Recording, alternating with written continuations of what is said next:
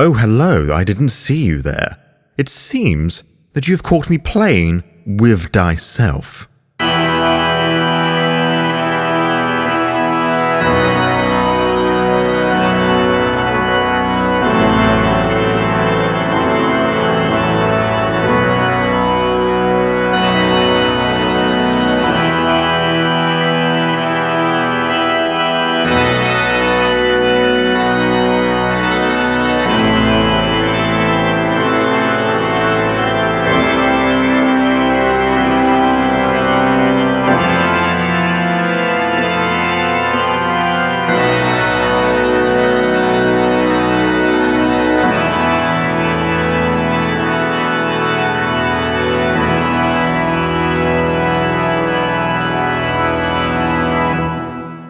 Good afternoon, good morning, or good evening, or whatever time zone it is, wherever you are in the world, and you're listening to episode 4 of season 1 of the Playing With Diceself podcast, where this sad British Goth boy is playing Vampire the Masquerade 5th Edition by himself, using his own homebrew, the Autarkis Storyteller. And where we left off previously, I left things on a bit of a cliffhanger, which is a little bit naughty of me, especially in the really forced way that I did this. Doris is particularly pissed with their coterie member, a Toreador by the name of Richelle, because it turns out that they had involvement with the assault of another Nosferatu of the cult, a Langley, connecting with the Nephilim Toreador cult. And Bryan had the Toreador up against a wall, the Toreadors threatened them, and it's basically all going to lie down to how Doris reacts to this. And the cliffhanger I left it on was whether Doris is going to be calm and collected and sort this out, or what's actually going to happen is that Doris is going to lose their marbles, because the roll that I made landed on a 1. So, yeah, the Doris is going to go on the attack. Now, I'm not going to roll on the random scene generation because it's still part of the same scene. I also am not going to remove my willpower because we are in the middle of the action here, and if this is like a regular game with a group, I should say, this would be at my disadvantage. I'm not going to do that. I did, however, add 3 experience points at the end of the last session, meaning that is now back up to 4 rather than 1, but we're not going to do any of that right now because we are going to go into a fight. As per V5 rules, PCs move before NPCs, and I don't actually think the intention of Doris here is actually to kill Richelle. I feel that she has to, but Doris feels betrayed and hurt that their friend would do such a thing, betray them in such a way. But she just wants a piece of Richelle, some of that sweet, dead, dank Toreador piece of ass. Not that Doris would ever say that. So this is what's going to happen. Doris is going to attempt to go up to Richelle and snatch her away from Bryan.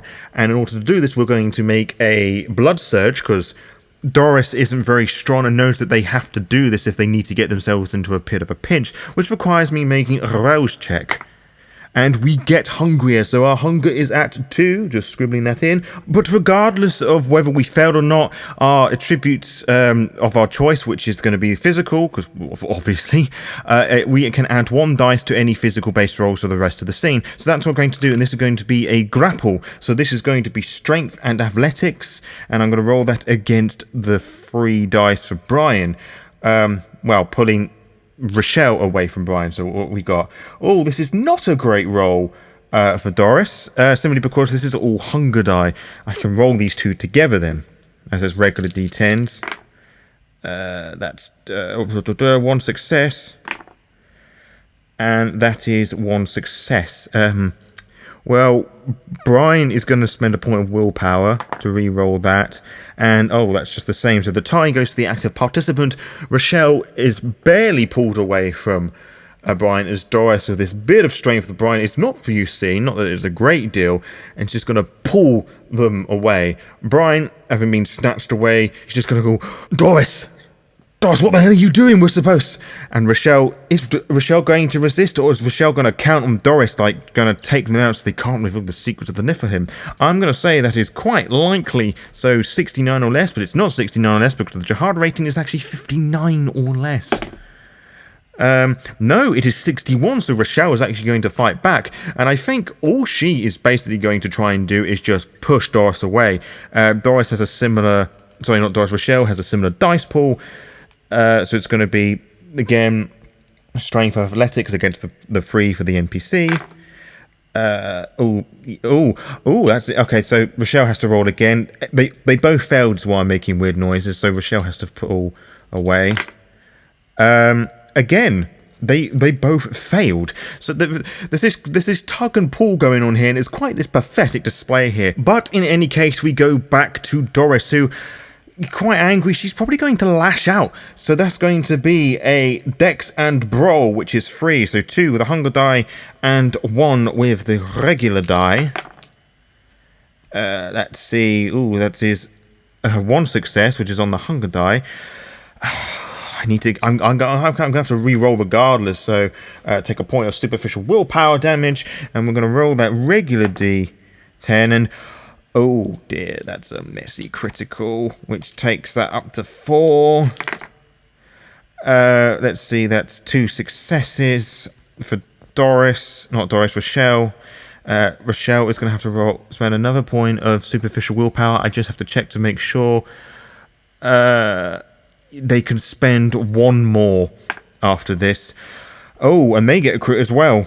But the tie goes to the active participant, and whilst Richelle is clearly seeing that Doris is going at it, I think in this heightened state of Doris, that their teeth, fangs are descended, and it's like a massive claw to the face, just tearing this huge claw. She's snarling, it's like, how dare you! Just really vicious, being betrayed. An almost monstrous display, as it were, far more monstrous than the average Nosferatu. And now I need to work at the damage that's done. So there are no modifiers to be made simply because there was no margin between the two. So I'm ruling that as just 2. Because claws, it's not like the protein claws, but claws does 2 damage, I believe. I can't be asked to look through the book, so that's what I'm ruling at. So that takes Richelle's health down to 2, following the example that's in the book there. And Richelle's in a bit of a pinch here. And we're going to go to Bryan. Bryan, who's probably going to see this, and he's... I think, seeing the way that Doris is reacting and how affected this is really is, I don't think he's going to attack her, but I think he's going to try and intercept Richelle, like a grapple hold or something. So that would be like if that's a Dex and a Brawl again. So 3 against 3. Not that it matters. I don't know why I said it matters. Strength plus 3. Let's see. Wow, Bryan's got a crit. So 2 10s to the 4, 5. Again, Richelle's going to have to roll again. There was no successes there, and there's still no successes. So Bryan is able to grab Richelle like a full Nelson sort of thing and just pull him away from Doris. Like, Doris, love, Doris, relax. We got this. Calm down. We got to find out who did this. Richelle ain't the enemy here. Oh, she's the enemy, all right. She betrayed me. You can have your fun with her once we find out what's been going on. You all right? You out there, you fucking diva. Get your hands off me, you fucking fiend. Do as we say, otherwise you're going to be her fucking snack. Doris would never do such a thing. Look at that pathetic creature there. You think she's capable of being a true monster? Now I think, is Doris in this heightened sense going to provoke an attack again?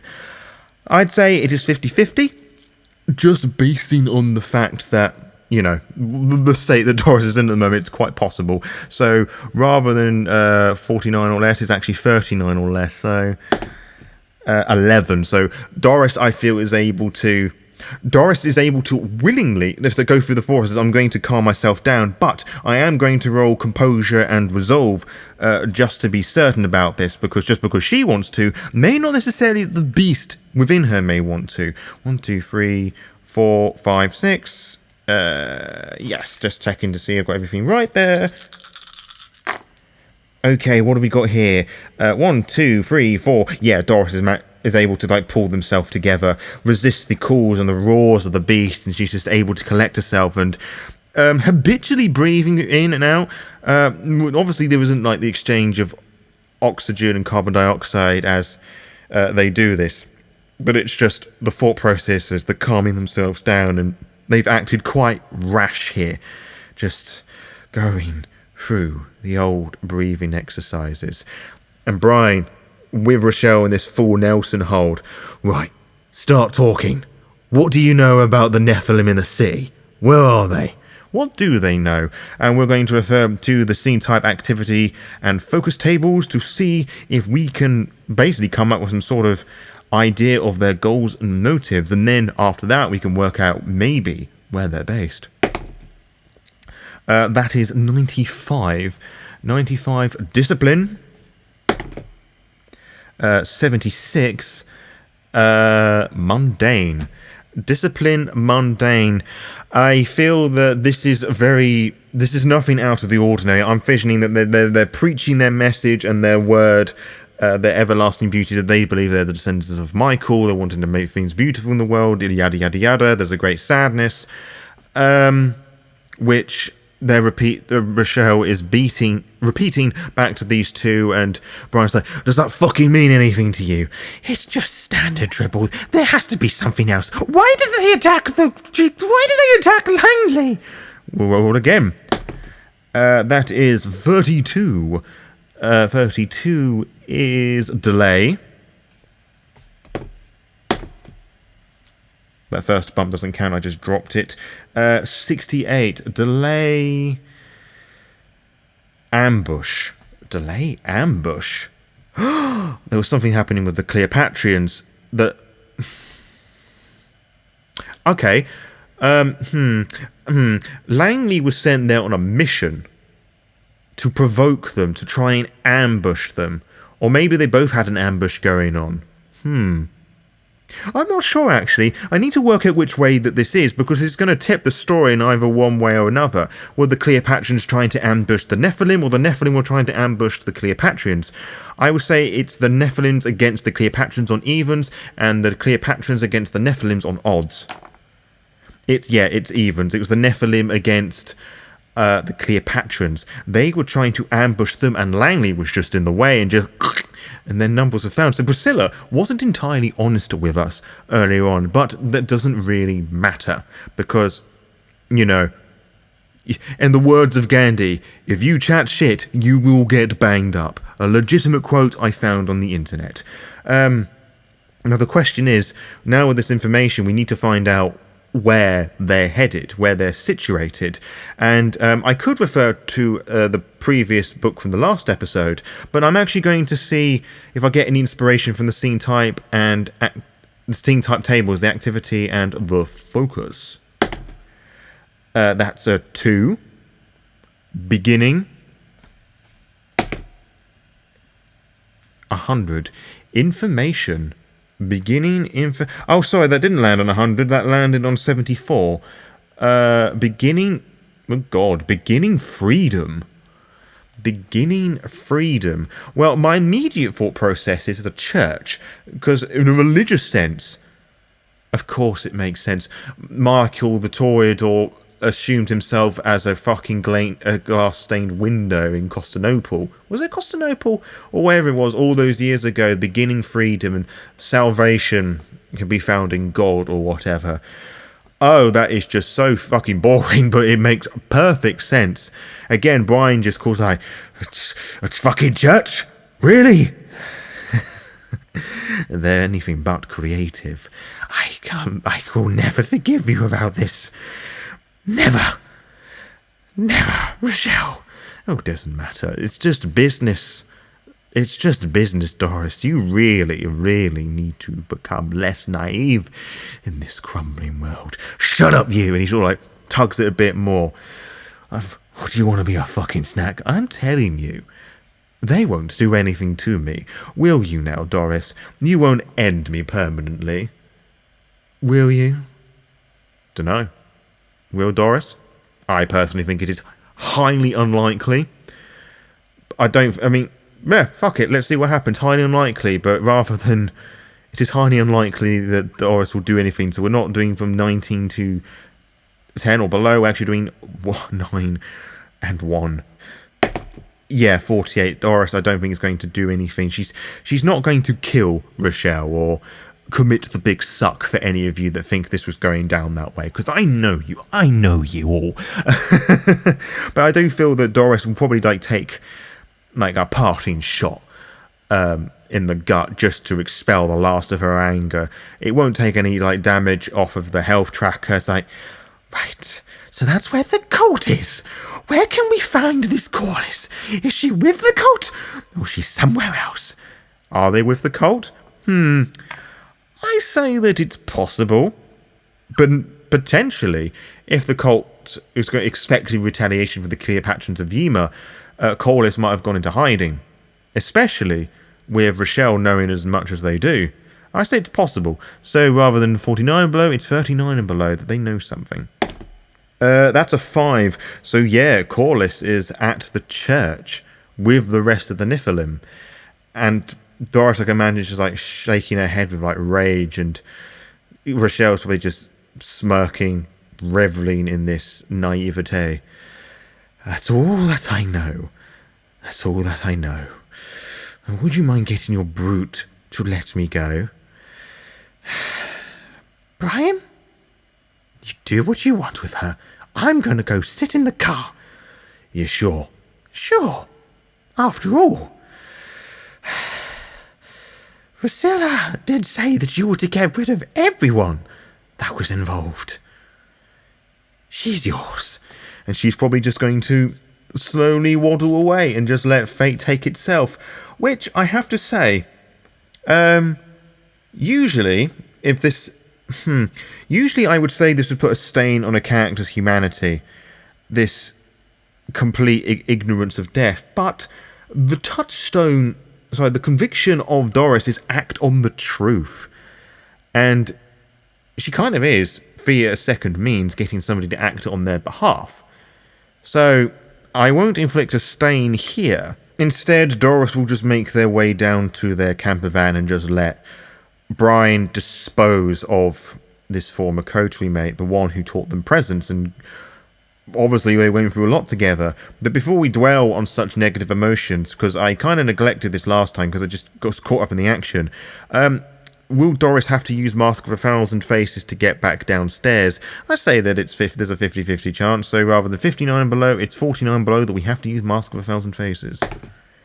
Yes, 13. So Mask of 1,000 Faces, we don't need to roll anything, that's just a rouse check. That's a 1, so we now go back up to 3, and I reckon at this delightful point, the beast is just fucking having a field day with Doris. Oh, Doris, you are so weak. Why do you leave the mercy? You're such a foul, arrogant creature. You had the chance to finish her. Go back in there, go and devour. Make her blood yours. Destroy her, drain her dry. Destroy her, traitor, cowardice. And I can imagine Doris just sitting in their camper van. If they could cry, they would cry. They knew that Richelle was a nasty piece of shit, but they were coterie mate. They go back years.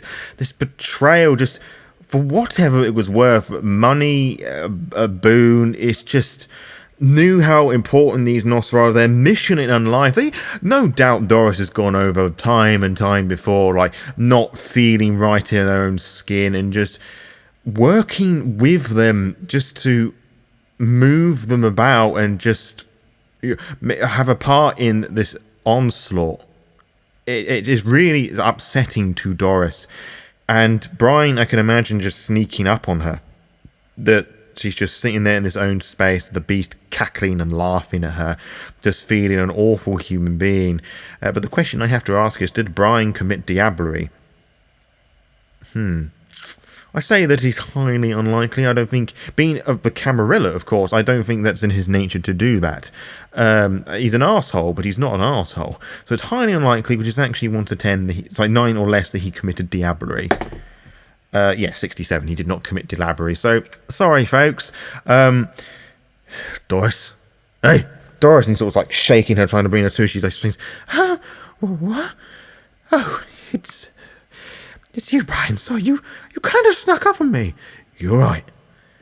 I know she was like a coaty mate of yours, and did you at least give her a peaceful death?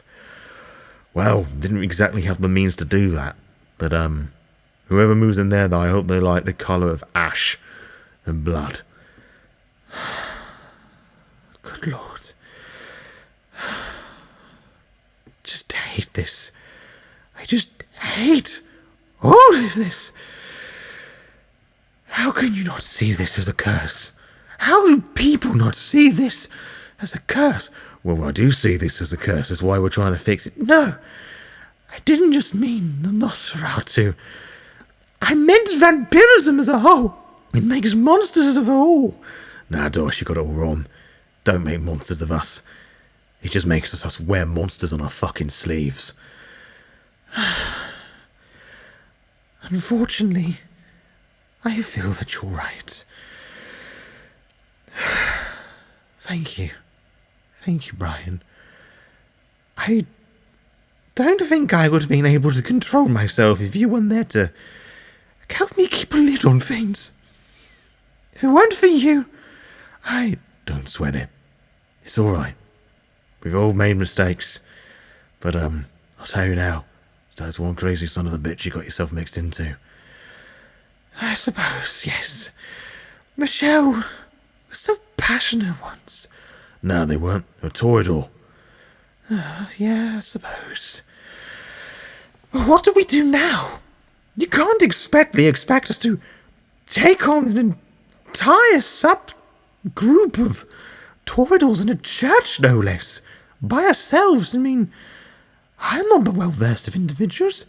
Surely there's something Priscilla could do. You got any other coterie mates? I mean, I'd assume, does Doris have any other coterie mates, or have they all hit the bucket as they were? I'd say that it's likely, so rather than 69 or less, it's 59 or less.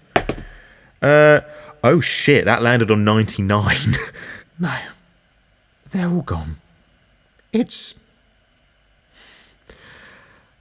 the clear patrons of you of all that I have left. Oh shit, man.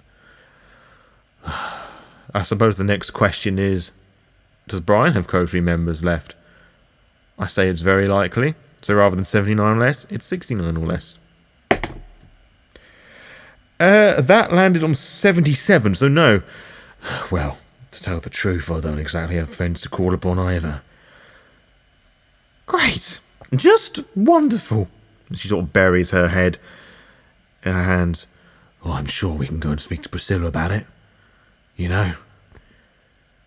Surely she'd be able... We're not the only two here that can do something about this. Surely I'm not the only one who knows how to get in a fight. Yes, there are others, but... we may have to go asking other people and go knocking on other doors. I mean, the whole fucking favour of boons is what we live for. It's what we do. Come on, Doris. We got this. They'll pay for what they did to Lanley. They'll pay for fucking with us. You got me. I even fucking put it on Jesus if I have to. And Doris is just sort of like chuckling to herself. It's quite alright. You're right. Would you mind driving? I feel rather shaking. Sure. No worries. So they get out and they swap places, and we kind of have to move on to a different scene. And because of all this, I feel we have to move the jihad rating back down to 1, because it's all taken out of Doris's hands. It's the betrayal, how they feel really overwhelmed with this task. They're going to have to go and ask for support, so that's back down to 1, so we're back to taking 20 off our scores, which is frustrating, but narratively appropriate. But before we move back to the community centre, as we're going to move into a new scene, we have to do a random scene generation by rolling a d12. 12. Close ambition. Well, that's fucking depressing. So, I mean, given this has been whole Doris's purpose, going through with all of this, maybe closing it would be inappropriate, but maybe just moving away from it from a little bit. I think I mean, they don't have to act on this straight away. I think this has just been overwhelming Doris by quite a bit, so I think that this would actually diverge into something else entirely. Like, what's his name? Bryan is probably driving along, and Doris just perks up and saying, "Don't take us back just yet." "Why? What's wrong?" "I need a moment. Can you drive somewhere quiet? Please, I need to reflect some things." "Alright, see yourself." And to that end, I think I'm going to use the Table Fables modern book by Madeline Hale once more and try to determine where Bryan is going to take us, because quite frankly, it could be anywhere, and we haven't really defined this city at all. We're going to go to Chapter 8, and we're going to roll a D100 to see if any of the descriptions here inspire some level of creativity, and if they make sense, of course. What is that? That is 87. 87 reads... the party stumbles across a landmark. For natural landmark, see page 94. Oh joy, more pages. So what's that? That's another D100 roll. Absolutely fine. 19. The roof of this old green silo has long since fallen in, but the stone cylinder still stands tall and solid. So I'm imagining this is on the outside of the city that Bryan's been driving for quite a bit, and I'm not going to roll the random thing table here because this is what we're leading this to, remember? This was the closing, or in this case, diverting ambition. So they're driving along, and they parks the van, just probably some dust or whatever kicks up. "What is this? Where are we?" "I used to come here a lot when I was a kid. It's a lot worse now. It wasn't great before, but I used to come here just to clear my head a little bit and just punch some things. You know, it's just how I've always dealt with things." "Bryan, I know you mean well, but I'm just not a Nosferatu with violence." "I hate to break this to you, Doris, but yeah, you are. You see yourself back there? What was all that in the car just now? Huh? You're a monster. I'm a monster. She's a monster. They're a monster. We're all monsters. Just some of us taking different forms. Alright? Now come on. You might find that just doing more than sulking and praying might actually make you feel a bit better. Come on." And so, it's actually, come to think about it, is Doris going to be persuaded like this? Because as heartfelt as this speech is, Doris may not listen. They may just be quite happy just sulking. But I think in their lowered mood, as it were, I think it's more likely than if they were more chipper. So I will say that it's likely. So rather than 69 or less, it's 59. No, it's not 59 or less. Rather than 69 or less, it's actually 49 and less. To see that whether Doris is compliant. So 49 or less, Doris doesn't follow. That is 59. So yeah, Doris is just waits, thinks it through. Just okay, fine, I'll follow, and she'll follow Bryan along through by this silo, as I described, well, the book described earlier on. It's a mess, it's tatters, and I imagine he walks around to a specific point, you know, it's all still abandoned and things, and there's probably some dents, specific Bryan hand-shaped dents, where he used to, you know, do his sparring. Look, you're angry, I'm angry, we're all angry, but you've just been betrayed, and you know what, you did the right thing not killing her. You are better Nos than I am, but as you're not the sort that's gonna fucking move forward with their anger, actually use the fuel them, I want you to think deep inside with your fucking blood what you are. Look, I know neither of us like being Nosferatu, but you can't deny that it can't be a help. Now, come on. He's like, hits them and like, doo, doo. Go on, show it what for. So I guess he will. That's going to be a Dex plus Brawl. So all hunger dice with this, which is thematically appropriate, if rather dangerous. That's 2 successes. So Doris is sort of very uncomfortably looking, you know, just arms wiggling about and just like, come on, Doris, put your fucking back into it. No successes there, and Doris, probably being shouted, probably didn't expect that. Just being, a bit more scuffy, saying, Bryan, I cannot do this. Yes, you can, Doris. Come on. Rolls again. What's even the point of this? That's 2 successes. Again, just a bit more. Just focus. Come on. 1, 2. That's 1 success. It's just, she's not really feeling it. It's just, Bryan, I'm just not you. Okay? I taught religion. I taught school kids the way of maths and English, and she voice slumped to the ground. And I hit a kid. A child. It was okay then. But that's why God's done this to me. What the fuck you on about? This is what God did to punish me. Made me a monster. Gave me a bigger monster. That turned me into this. And all of my undead life I've been trying to find a cure. What if there isn't a cure? What if it's all just pointless? Maybe. Maybe it is. And he sort of sits down next to her. But you know what? You don't have to worry about feeling alone with that. I've only known you a few days, and you've already seen me a completely different way of looking at the world.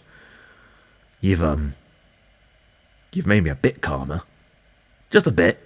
I mean, I wanted to eat that Toreador chick, but I didn't think you'd like it very much. I didn't think it was the proper thing to do. Make us more of a monster, on Nosferatu's like. Huh? Well, that does make me feel a little better. Thank you, Bryan. You know what? We might not find a cure, so to speak. We might not get a vision from Yemo again. But if we continue to act like monsters, we will be monsters. A wise man once said, a beast I am, lest a beast I become. Yeah, we've all heard that one, Bryan. Sorry. No, it's totally all right. You're quite right. Maybe this cure is one of spirit rather than physical manifestation. Maybe we have to conquer our spirits before we conquer the rest of us. You got a point there, love. Yeah, you might be onto something there. Sort of sitting there.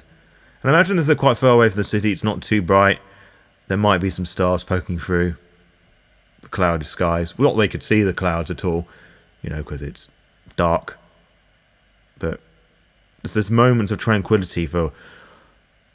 Very rare is it for a kindred to feel peace and just oneness. To reflect upon themselves without outside pressure, just making them doing this or that. And perhaps the pair of them realise that as they're thinking about this, that the situation they're in now is not too different from the Camarilla. This jihad that they're all fighting.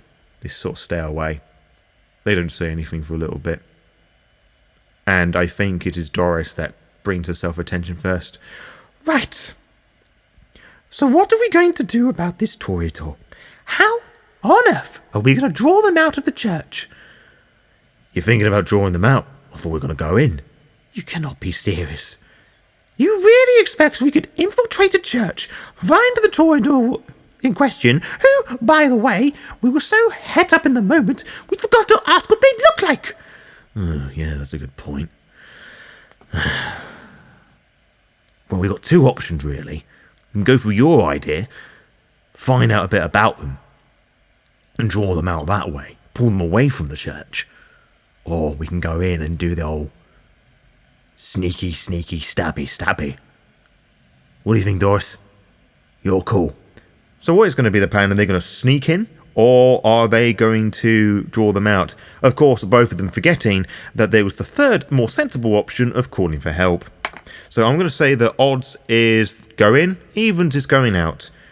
Odds, they're going into the church. And Doris is just probably thinking about their youth, their teachings. They probably haven't been in a church for some time for faith-related reasons. He's just sort of nodding, just... You know, take me to church, Bryan. Take me to church. All right. You're the boss. So, you go in, do the old sneaky thing. Then what? Gonna bring up Priscilla? Or we're just gonna kill her right there and there once we find out who this Corliss is?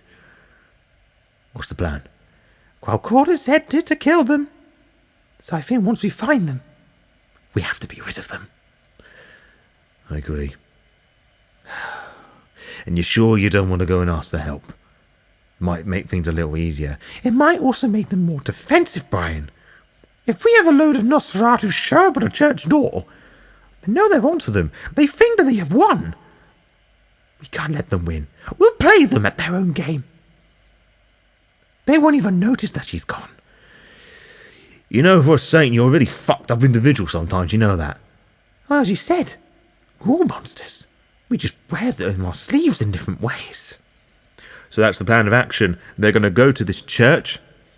They're going to go and stalk and find this Corliss.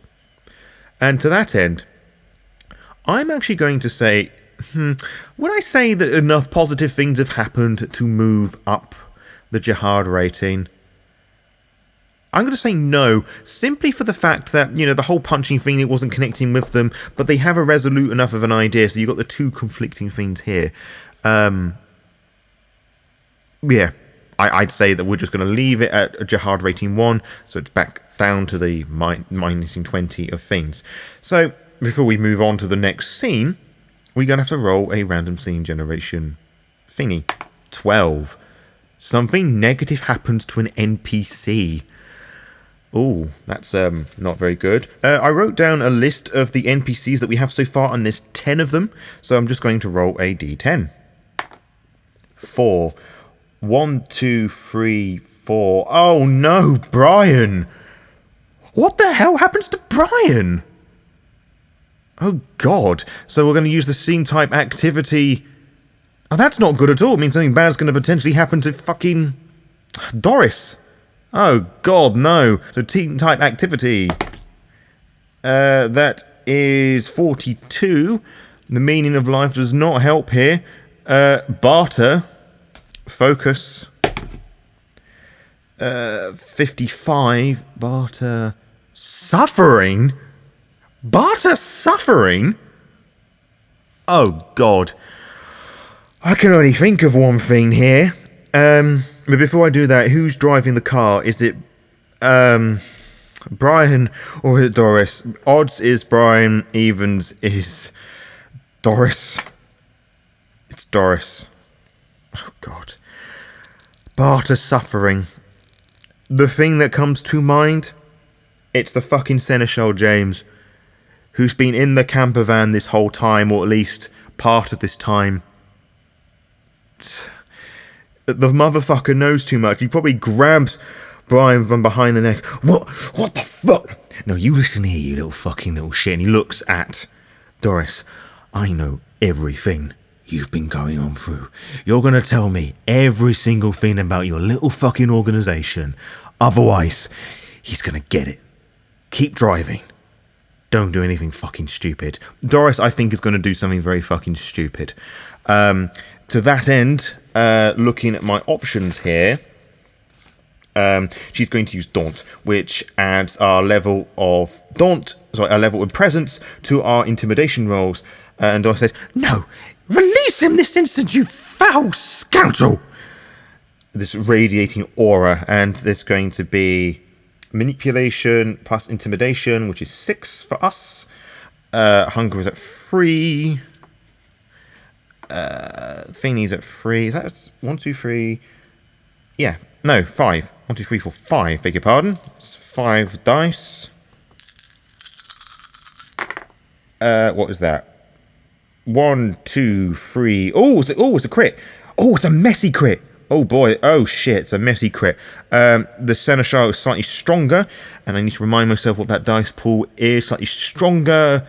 5. 1, 2, 3, 4, 5. See, I'm rolling this because, first of all, to resist the intimidation, 1, 2, 3, it's going to have to re-roll that. The example willpower is, where is that? 5. Ugh. That has made no difference at all. And I don't think this has come through the case of Doris being like, "You let him go this instant, you scoundrel." It's more, Let him go this instant, you scoundrel! just swerving the car, just going off the road manically.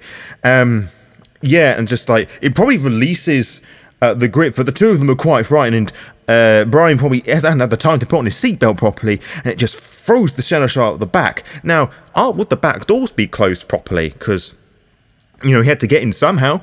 I would say that they would be very likely to be shut properly. So we're looking for 59 or lower to say that the doors were closed properly. 79, they weren't. So what actually happens is that with this swerve and bodies go swerving about, the seneschal goes tumbling through, the door slides open, and the seneschal just fucking tumbles out the side of the road and just hits the road properly. It's like, holy shit! What should we do? We have to go and check up on him. Are you absolutely nuts? He's the seneschal. We have to do something. All right, okay. And she quickly parks the camper van.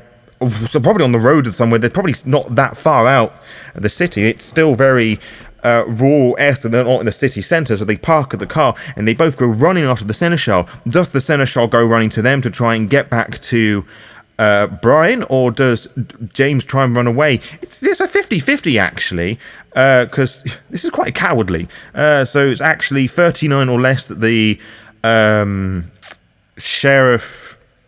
Sorry, the seneschal... runs away. 67, no, it's actually running towards Bryan. Oh, shite.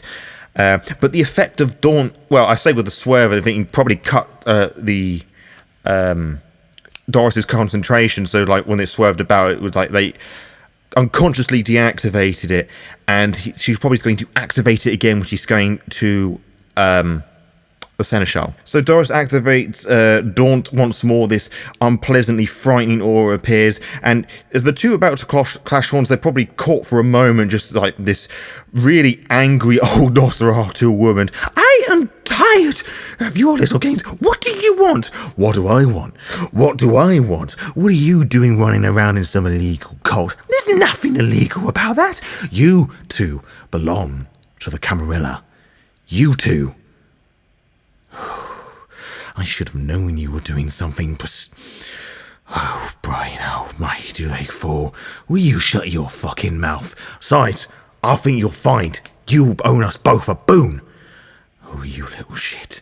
You won't say a word to the prince about either of this. You owe us that much.